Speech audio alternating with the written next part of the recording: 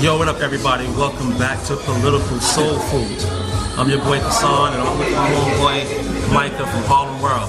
Micah, what's good, man? What's up, man? Yo, me and Micah talked about doing this for a little bit, and finally made it happen. Absolutely. Listen, I got a great show for you today. This guy here is representing the millennials. He's representing the next generation. In fact, I was telling Micah before we got started, he's the next Ryan Coogler. This guy is the next Langston Hughes, next James Baldwin, all wrapped in one. And so what I like to do is let him talk. You know, I want you to start dropping some stuff, but the first thing, let them know where you represent, where you're coming from. All right. Yeah, I'm a kid from Harlem. You know, I just became legal of age. You know, I'm from Harlem, born and raised. I was born in Harlem Hospital. I was raised by my grandmother. You know, rest in peace to her. You know, that's why I give most of my credit to.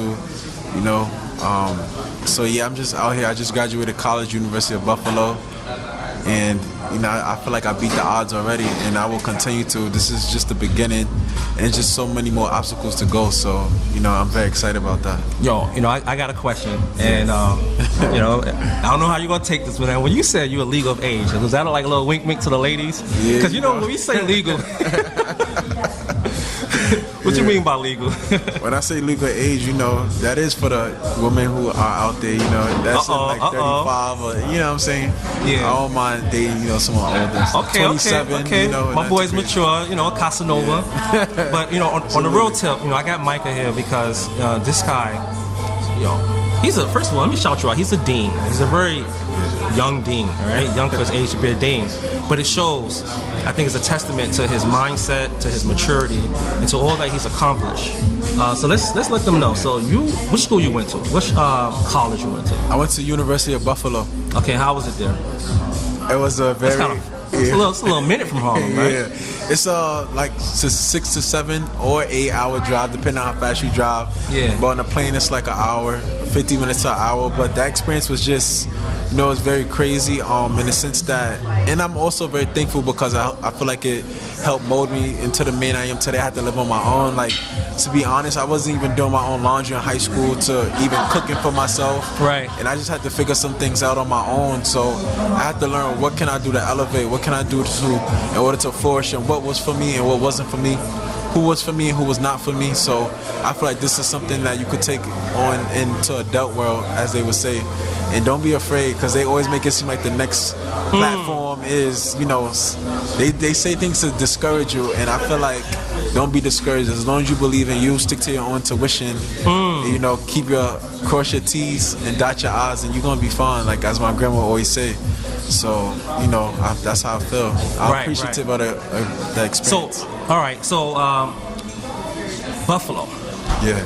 All right, you study political science, right? Definitely study political science. Now, why'd you pick political science as a major? Great question. I picked political science because I honestly wanted to learn about the government, and I thought, most importantly, I wanted to be a lawyer. But I thought I wanted to be a sports lawyer, you know, but it's not till my senior year till I figured out what exactly I want to do and what steps I'm going to take. And, you know, it definitely started about me writing something for this girl who I was crushing on at the time for Valentine's Day. So hopefully she still got that. So yeah, that's what happened. So she helped me realize, you know, this is what I want to do. And since elementary, I was, you know, writing and everything like that. All right, cool. So what you got out of political science? I want to see what you got out of it. I know you did it for a quest for love, Mr. Questlove, but on a real tip, you know. Out of political science, I just learned, you know, the behind the scenes of, you know, the government and, you know, law and everything like that. I feel like the government, you know, is what I learned. It kind of like alters your mind. They teach you what they want to teach you, but I feel like you have to go beyond the limit and learn what you want to learn, you know, like research, you know, find out things that you may be inquisitive about. So I majored in political science because I get to write a lot, I get to voice my opinion, and I feel like that's what fit me. You know, even though I decided not to go the route that my family wanted to go, per se, my mom actually, you know, I feel like I still could carry that over into, you know, the life I still live today. That's interesting. Let me ask you a question. What was the route your family wanted you to go? Well, my mom, I should say. Your mom, My mom. Growing up, she was telling people like, yeah, you know, he's gonna be a lawyer. So I'm going around telling people, yeah, I'm gonna be a lawyer, like since younger. And I just realized, like, no, I don't want to be a lawyer. I don't want to force myself to do something that I don't want to do. Right. And my grandmother and my father, they always knew I was a great writer and what industry I would like to go into, and they always support it. And right. even my grandparents, they knock it, but I'm still gonna shoot for what I want, because at the end of the day, I have to take on the future obstacles and figure things out, not them. So I gotta live for me. That's what's up. Now, but here's a twist. There's a twist in this plot, y'all. Meanwhile, you're interested in creative writing, fiction, movies, music. So what's going on? It's like you're on a little journey. Yeah, I'm working on my own project right now. I'm also been, helping people with different things like that, writing for them. Right. We also coming out with a combo poetry book between me and my best friend Devon. So wow, that's nice. Yo, how did you get into creative writing? Like political science, and then boom, political writing. Creative writing. Was that always there, or was it something that developed after you graduated? So I would say that honestly, like the creative writing, like let me break it down for exactly what I write. I write stories, I write poetry, I'm writing music and everything like that. I'm even writing some people's papers, like, because it's just nothing for me. That's what I like to do. So with the creative writing, it all started, no lie, how coincidental of a female. So it was, lunchtime, and everybody was cracking jokes, having battle raps and everything like that. And a friend of mine named Rozelle, he was there, and they was beating on the table. And the girl at the time, her name was Kayla. I don't know if she's still around where she's at, but Kayla. Yeah, she was there, and that was my crush. So I was like, I can't look bad. So that's when they said they had somebody go at me, and I had to go back. So that's when I went at them, and I just always perfected my craft writing. And I participated in a talent show in elementary school. I went to PS 242, and then after that. Wait a minute, 242 in Harlem? Yeah. What street is that? That's like 122nd. 122nd. It's like that school used to be 144th. Really? I went to that school. Oh, I didn't know that. Work. Every day you learn something new. Yeah. Just wanted to, check that out. Connections, Yeah, That's absolutely. Yo, I got something, I was thinking about when you were talking. Now, when the episode started, I said next Ryan Coogler, next Nancy Hughes and stuff like that. Yeah. But I might have to call you the next Obama. The reason why, because Obama was interested in creative writing, fiction writing first. Yeah. When he was at Columbia and stuff. Then he got into politics, Constitution, law, and all that stuff. Yo, what's up, son? What's up, man? We got a great mind up in here. A great mind. I definitely respect President Obama. I have my own personal perspective on politics and everything like that.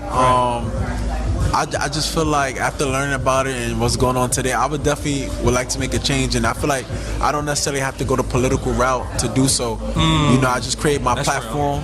I create my platform. I'm gonna stick to my own intuition, and then after that, I'm gonna take it from there. I could be a mentor and just try to change somebody one by one, and they can help change. So if change is gonna be real, it needs to be massive. So why not start with someone at a time, and each one teach one kind of thing. We all grow. We a seed. Let's talk about change. Yeah. What change you want to see, and why? What's going on? What's the problem? Is there a problem in society? Because you use that word change. So I want to ask. Yeah, it's definitely a problem. So what's good? What's the problem you see in the society, and what do you want to do to change it? Outside of the inequality, I feel like the change that we need to see is within ourselves. Right. We so shackled mentally. We just worried about the wrong things. Like, we worried about who butt got done, what's new Jordans are out.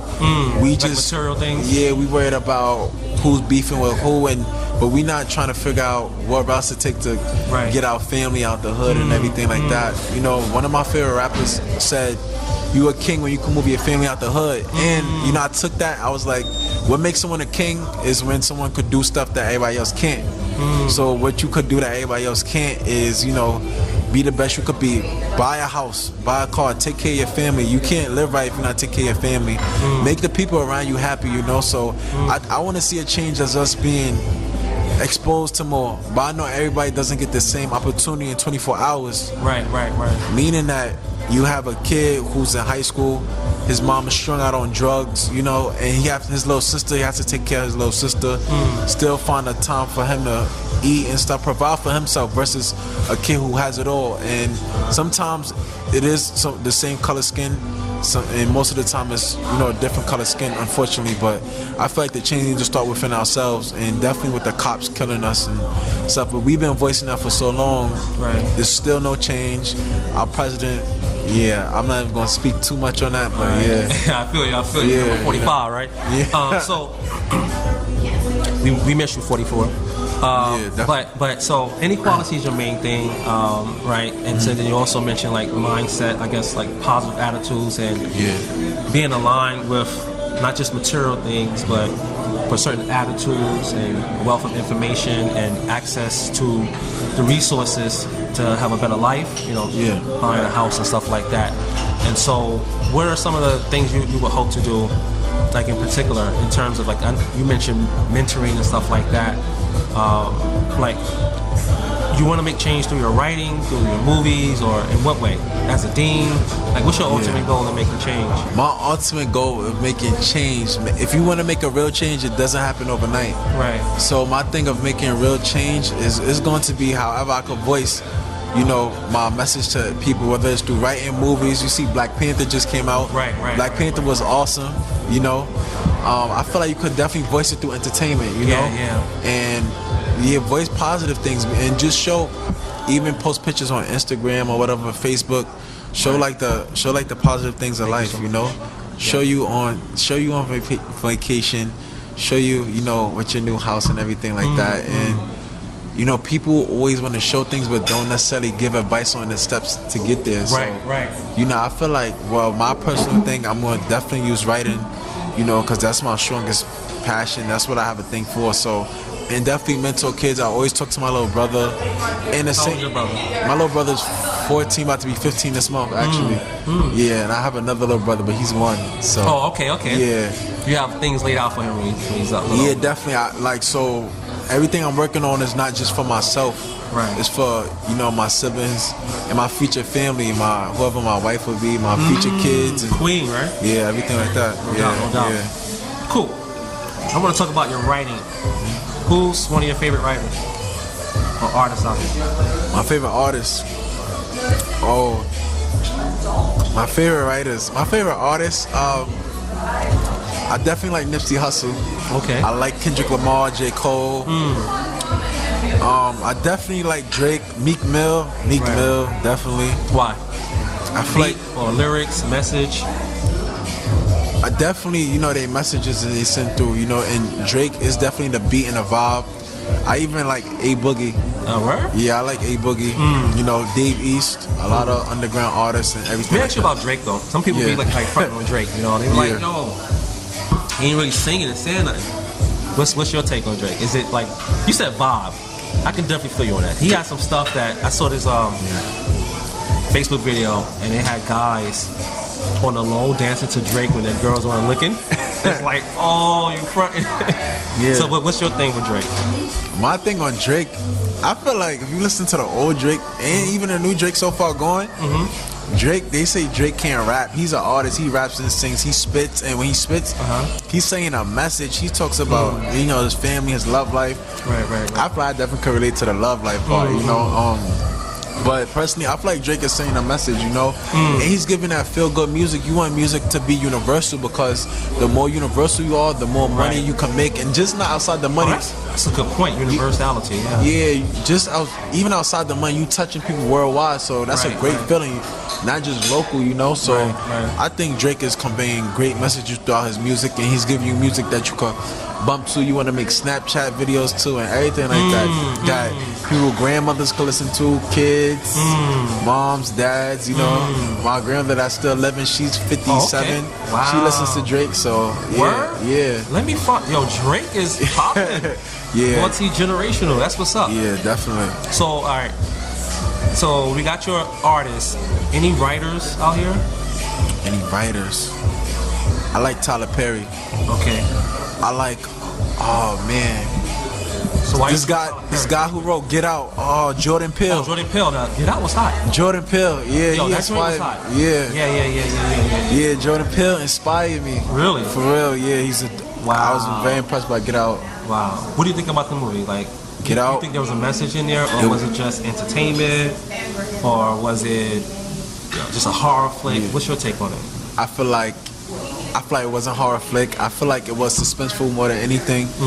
Definitely entertainment and definitely sending a strong message like how it is in the world, you know. Right. Nobody wants to see opposite colors together, you know, and you know, just cause they're not in the same color skin we in, that don't mean they don't want what we have. And this is something that we born with naturally that they want, you know. I feel like they are Wait, intimidated. what's that? What's the natural thing they want? Our strength, our genetics and everything like that. So you know, he's going in. Yeah, you know, we're, you know, the dominant athletes are damn near every sport that's out there, you know. And if they aren't necessarily black, they have, you know, black in us. I'm a proud African American. So you feel like the movie was kind of expressing that or portraying that kind of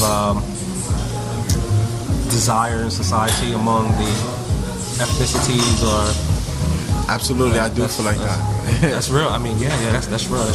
Okay. I want to talk about Black Panther. Oh yeah. But you know, I kind of want to hold on because I want everybody to see it. I want to see it a few more times, and I want to do a whole show on that. And so since you're into movies, maybe we'll come back to Black Panther. All right, yeah, definitely. Let me ask you this: what kind of movie that's out there is the kind of movie that you see yourself doing, or in the same vein? Because you want to start writing for movies. Like, what kind of movie that can put us on the right track? Let us know. Oh man, well, what's in my head is stuff I actually experienced in my life. So kind of that mixed with fiction and realistic fiction. Right. So I feel like it kind of varies, but a movie that could be similar to what I wrote, what I'm working on. Excuse me. Oh man. Wow. So Get Out is on your list. Yeah, Get Out is definitely on my list. Panther, obviously. Yeah, because I want to touch everybody. You know, I want to do like a love movie. I want to do like a kid growing up, you know, actually trying to find himself, because I know it's hard out here. Right. And I don't want to portray the image of just a drug dealer and stuff, because we bigger than that. That's typical movie. I'm glad you mentioned that, because one of the reasons why I got Micah up here, because every time I turn around, people, even my friends, talking about like, you know, all the dudes locked up. Now, we got an issue, right? We got mass incarceration. We got the new Jim Crow at work full effect. But we got some gladiators out here. We got some Black Panthers out here. And we definitely need some spotlight on them. On brothers like yourself. You know, graduating from college, doing your thing, mobilizing your left brain and your right brain. You know what I'm saying? Being in high school, we still got your odds selling more. So we need more of that, and we need to highlight that. So I'm glad you mentioned that, bro. Yeah. Because we got a lot of soldiers out here. Soldiers in the form of masculinity, femininity, the whole shebang. And we need more on that, y'all. So when you get out there, I hope you do that. I hope you spotlight, you know, some of the positive attributes. Because, you know, I read this report that showed a new trend. We got more brothers going to school than locked up. And like, we got to be aware of that, in my opinion. Because we definitely want to know not just our weaknesses, but also our strengths, you know. So I want to big you up for that, man. Yeah, so yeah, you're definitely, you know, a role model of that. You know what I'm saying? I hope your work reflects that too. Oh yeah, you know what I'm saying? Absolutely. Yeah, people that's close to me, they know. I like working in silence. You know, I don't like announcing things before I do it. So don't tell me I'm gonna put you on blast on political soul food. Whatever you do, man, I'm gonna definitely support, bro. Yeah, thank you. I appreciate that. Yeah, definitely. Let's flip gears. Yeah. What's up with the sisters? So with the sisters, you're out of school now, Mr. Dean. You know what I'm saying? You got somebody, you know, probably blowing up your spot. No. I'll speak on that matter. What's good? As far as the sisters, you know what? I don't want to put you on the spot. I feel like I'm putting you on the spot. Let's do it like this. What do you think about relationships? Relationships with today? In this generation, man. And what you want out of a relationship? Relationships today in this generation, I think it's because of social media. I feel like it's a big fluke or in personal experience. I feel like people aren't, first of all, the number one issue is people aren't happy with themselves. People aren't happy with themselves, so they need someone to fulfill their voids. They feel like, and the person is just giving them their all, and it's not, the person's still not happy, and that's because they're not happy with themselves. So it's just like basically the effort that someone is putting into a relationship is being undermined because the person is not happy with themselves. So if you're not happy with themselves, how in the hell do you expect someone to make you happy? Like, what sense does that make? And I feel like, of course, everybody gonna make it look good for the camera. Who wants to make stuff look bad for social media? They want the worship. They want the worship and everything like that. So, I just feel like relationships nowadays and things I be hearing is just out of line. You got side chicks, side guys, and it's just supposed to be good. And then women don't really want to be. I'm not gonna say women. I'm not gonna generalize, but personal experience. Good move. Yeah. Sorry, ladies gonna be like, yo, what you talking about, son? Don't get, they're here too, so I don't want to get in trouble. Yeah, I'm so sorry, females, but that's good. From personal experience, it's like you value a woman who's been so hurt that she pushes you away, and it makes me think like you don't want to be valued, like you don't know what's good from bad and which is not good, and you take your past, and you punish your present, which isn't a good thing. So, but that goes both ways. It's a human thing, though, right? Yeah. As a writer, you say well, no doubt. You don't think that's a male thing? You don't think there are men who get so hurt that they internalize that pain and then like they express it in their relationships? Sort of perpetuate whatever fears or pains that they experienced in the past? Yeah. Or is that just... Oh, no. It goes both ways. Yeah. My thing is, I think regardless of the gender, I think it's so whack to, punish your present with the good point. past. Because y'all didn't even know each other when y'all was going through your experience. You didn't even know he or she existed in this world, so why punish them? But that sounds right. Yeah, it's nothing wrong with being more cautious. I'll say that. There's nothing wrong with being more cautious, but the fact you want to sit here and, bash whoever because of who so-and-so did, I think that's so whack. And if that's the case, be by yourself. Because you just out here hurting people and stuff. And people, are people really crazy, or did you make them like that way? Did your actions lead them to doing things because they're in their emotions? People reacting off their emotions, they just blacking out because it's just about how they feel. Right. When somebody's sad, the next person don't feel that sadness for them. How sad are they? They hurt, but you know how hurt they are, Right. And as far as what I want in our relationship, I was about to jump in. Like, don't even let you slide, son. Oh man, as far as what I want out of a relationship, I just want honesty. Be yourself around me and just reciprocate my energy.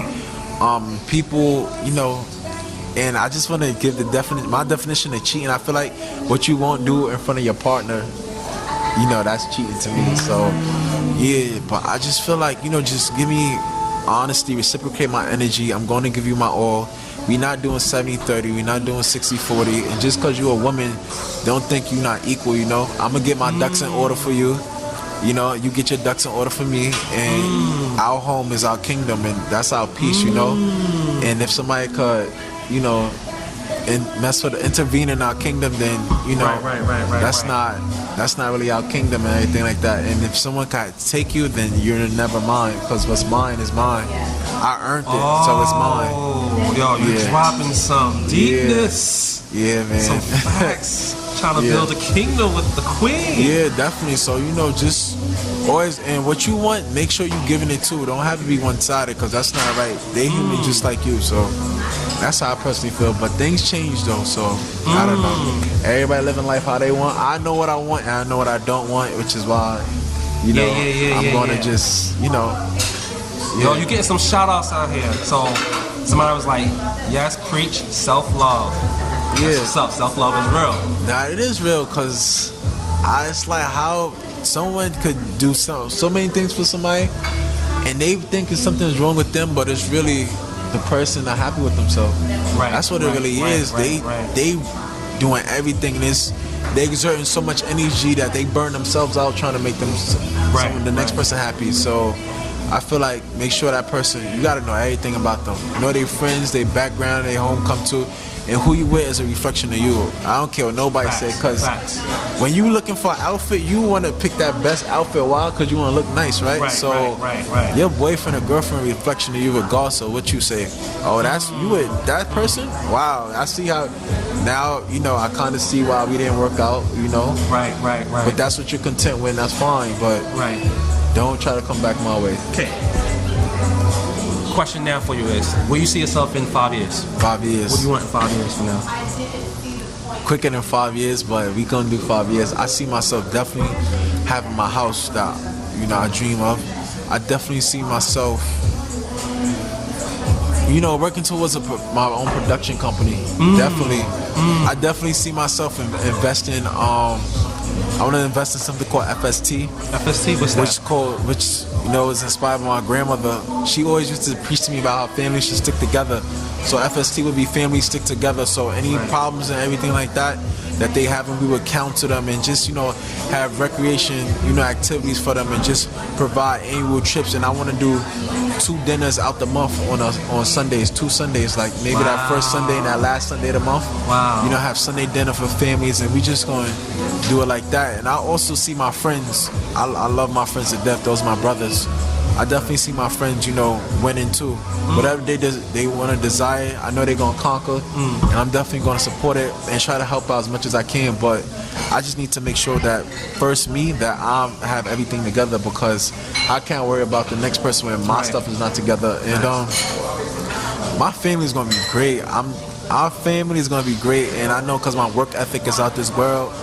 And, you know, I'm meeting the right people. So my family, my siblings, they're going to be in college and everything. So in 5 years, I see myself as the man everyone looks to, and me knowing who is who and what is what. Right. So I just see myself being established and having an empire. Wow, that's what's up. I was going to ask you, where you see yourself in 10 years, but you just laid it out. The 5-year plan is definitely the 10-year plan. So that's what's up. Yeah. All right, so here's what we're going to do now. I'm going to ask you to offer some advice for your generation, maybe 3 pieces of advice, and then I'd like you to read one of your pieces.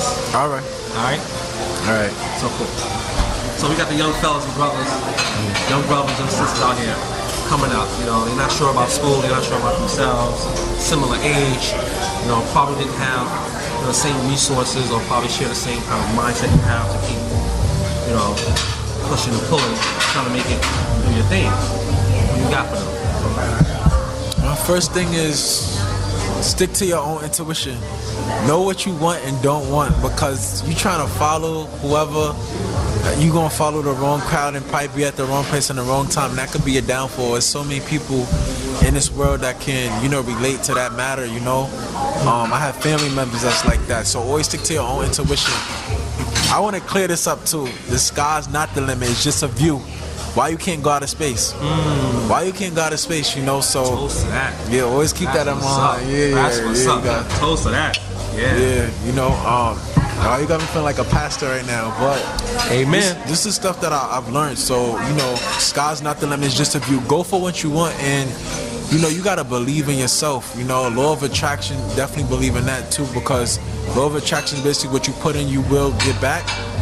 So never feel like, and don't give yourself a time limit. Like, say whatever your dreams are, if you don't reach it by that certain time, you just give up, and now everything is a waste.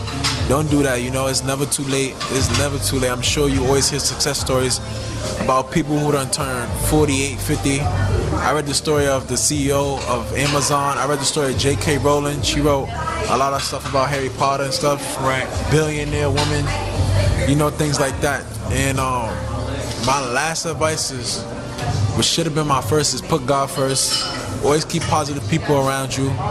Stay optimistic, you know, and just give people what you want too. So you never know, and don't be scared to try. Don't be afraid to try anything. What's up, yo, folks? Political Soulful family. This brother here is a diamond in our community, shining bright. Yo, support you 100%, bro. Salute you, man, for what you stand for. Now we're gonna be blessed with some of his work. Yeah. All right, you got a piece. Let us know the name of it and drop it. We want to close out on this note right here. I didn't. This funny thing is, I haven't titled it, but I did write it the other night.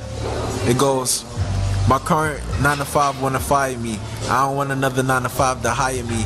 I want my dreams to come true in 5 years, it can retire me. Double G's playing God and Grandma inspire me.